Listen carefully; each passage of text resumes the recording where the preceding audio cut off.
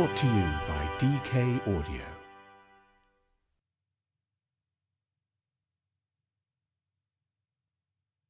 DK Audio presents A History of Magic, Witchcraft and the Occult by DK, read by Susie Riddell.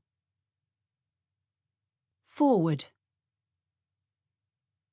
A little before Christmas 1611, a young girl led her blind, elderly grandmother to a mill owner's house to request payment for work recently done. Not wanting to pay up, the mill owner yelled at the woman, "Get out of my ground, whores and witches! I will burn the one of you and hang the other."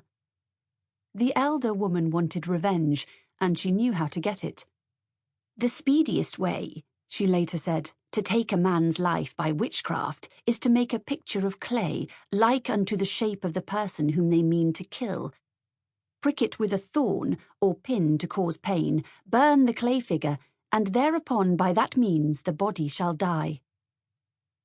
This woman, who believed herself and was believed by others to be a witch, was Elizabeth Southerns, also known as Old Demdike. She was 80 years old and one of 20 people arrested in the English Pendle witch trials of 1612. She died awaiting trial, but 10 accused with her were hanged for having bewitched others to death by devilish practice and hellish means, including Elizabeth's granddaughter Alison. Fear of witches and harmful magic, objects as intermediaries for the working of magic, and the use of magic by the powerless to gain agency are all recurring themes in this wonderful global study of magical beliefs and practices. We move through time and space, from ancient Mesopotamia and Egypt, through Roman precantrices, female seers, Zoroastrian magic, medieval Japanese alchemy, and Scandinavian wand carriers, through to voodoo, Ouija boards, Father Christmas, Wicca, and much else besides. Such an all-encompassing survey teaches us that while the forms of magic, the spells, rituals, and powers have varied, those turning to magic have fundamentally had similar concerns. They have wanted power over that which was naturally beyond their control. They have wanted to challenge the inexplicable and get a handle on the ambiguous and uncomfortable. The Inuit people of Greenland, we learn, for example, came to believe in spirit powers who controlled the bitter, frozen wastelands in which they lived.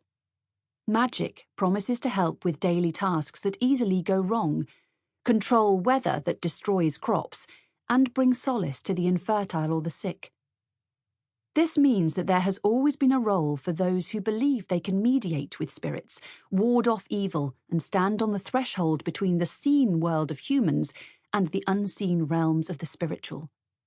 This is why magic has preoccupied people for centuries, and continues to do so.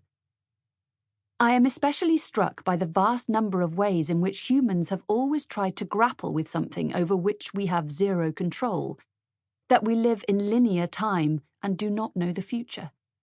It's not just tea leaves and palmistry, it's libanomancy, divination by looking at the patterns of a flame from a lamp, ornithomancy, observing the flight of birds, and even, my favourite, cremetismomancy, interpreting horses' neighs. Often these forms of divination, like most magic, have been forbidden. Although the line between magic and miracle is a fine one, and where it falls largely depends on the beholder, magic has often been considered transgressive. And although magic has frequently been incorporated into dominant religions, it has, in turn, subverted orthodoxies and challenged established power structures. Nowhere is this clearer than in beliefs about witchcraft. Those accusing others of witchcraft were themselves seeking supernatural explanations for misfortune. The great European witch craze of the 16th and 17th centuries, in which nearly 50,000 people were executed, rested also on the ideas that evil power came from the devil and, as women were thought to be weaker and more susceptible to diabolic temptation, that most witches were female, using their magical powers to manipulate men. Magic is a topic around which misinformation swirls, like mists around a witch's cauldron. This spellbinding book will Sample complete. Ready to continue?